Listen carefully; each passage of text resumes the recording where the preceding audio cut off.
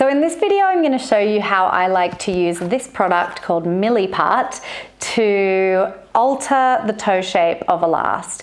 And it's really easy to do, but I always like to try and remember to take my jewelry off before I start because it does get everywhere. So this is a 2-part epoxy, and we basically want to mix equal parts together. And it comes in lots of different colors, but we want to mix equal parts together until it all becomes one color. And fun fact, it smells like popcorn. I don't know why. Right, so you take 2 equal parts and mix it together. And what's going to happen as we're mixing is that they sort of react with one another. And at the moment you can see it's sort of like a Play-Doh plasticine kind of texture, but it is going to really stiffen up overnight. So we have to let this dry for 24 hours, but it comes rock hard like cement. So you'll see right now it's kind of a marbling effect of the 2 colors. We want to mix it until it becomes one solid color.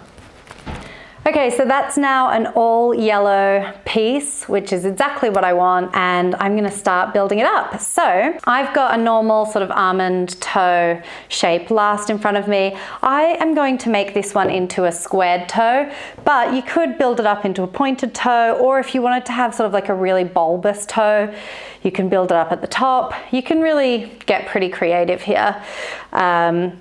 Usually if I'm building up for bunions and things like that, I'll use veg tan leather, or sometimes even like cork sheets or cork tiles, just because it's way faster than doing it this way. But when we're doing a toe shape, we want it to be super crisp. So that's why I use this stuff. So I'm just going to take small strips and kind of, in fact, even smaller than that, and just kind of build up a bit of a squared off corner there.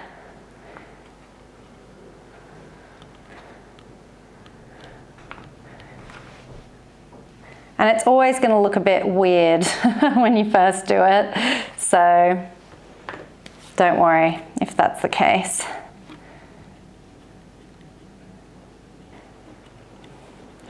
Now I usually buy this on Amazon or something like that, but I have seen it quite a few times in the garden center because I think people use it to repair sort of terracotta pots and things like that. So worth keeping an eye out. It's definitely not like a specific shoe product. It's just used a lot in footwear. So I am getting a little bit on there, and I've probably mixed up way more than I need. But I'm just sort of pressing it down to create like a nice natural squared off shape that follows the lines of the last as well. And you just want to add bit by bit like this. And I usually start by adding like quite a bit more than I want, and then I kind of shave it down a little bit using a craft knife. Now, one of the most important things to consider when you're doing this is that you're not adding too much length to the last. So really trying to make sure that we're keeping that pretty tight to the end of the last, because if we add too much length on there, we're going to be sort of altering the shape of the last. But of course, if you're doing a pointed toe, then you'll have to add a bit of length, but just making sure that we're not sort of overdoing it. That is now looking pretty good. I can take my craft knife and sort of shave away some of the excess there. But the main thing that concerns me about this is the thickness of the end there, okay? And we actually want that to be super, super thin. So I'm actually just pinching that sort of in a bit thinner. And of course we're going to sand this down anyway, but we kind of want to try not to have too much work to do with the sandpaper. We want to get it as perfect as possible beforehand. It feels like it kind of goes in a bit there. This side I think is actually pretty good, but I kind of feel like I'm missing a bit here. So you can just take a bit more and kind of patch it up. So you can see from underneath that I have added quite a bit of length. Well, not quite a bit, but I've added some length there to the top of the last. I am going to sand that off afterwards, like I said, but it's kind of good to have a bit of extra there just so that you've got something to sand into. Trying as best you can to conserve the natural shape of the last whilst adding to the toe shape of it.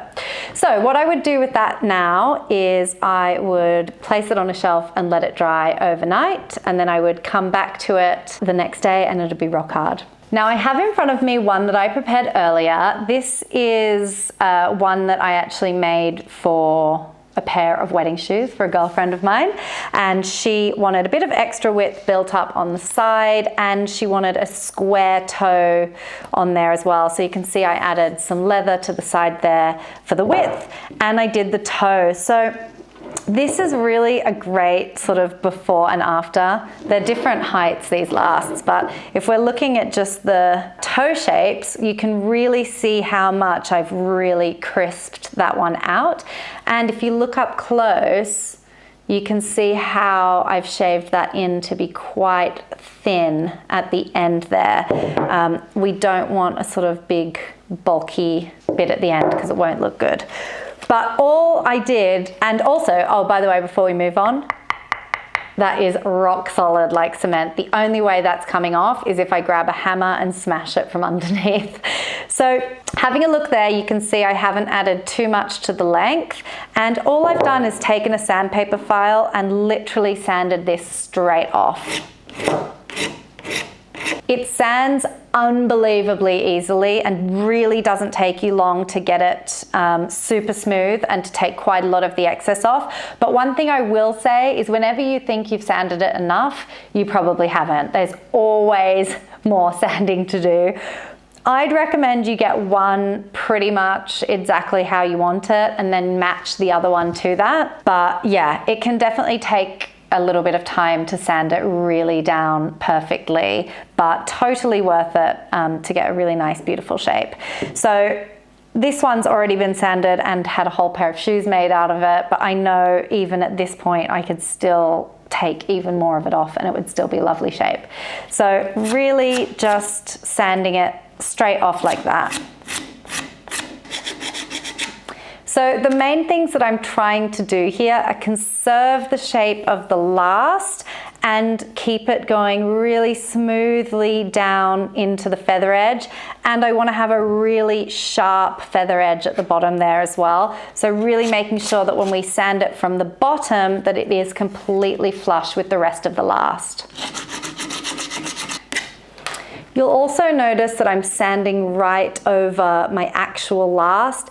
Lasts are designed to be cut into, sanded, like nailed into, hammered into. They can take it. So don't be afraid of sort of getting sand marks on your last. It's more important that you follow the last right down onto the milliput to get a beautiful finish than try to keep your lasts in pristine condition. So yeah, I find by going straight over the last and onto the milliput, I get really nice, smooth transition. I mean, when I do that, I can't even feel where the last ends and the milliput starts. It's just really nice and smooth. One last tip for this, I usually do my sanding over the top of the bin because you end up with a lot of dust everywhere. So over a bin keeps the area nice and tidy.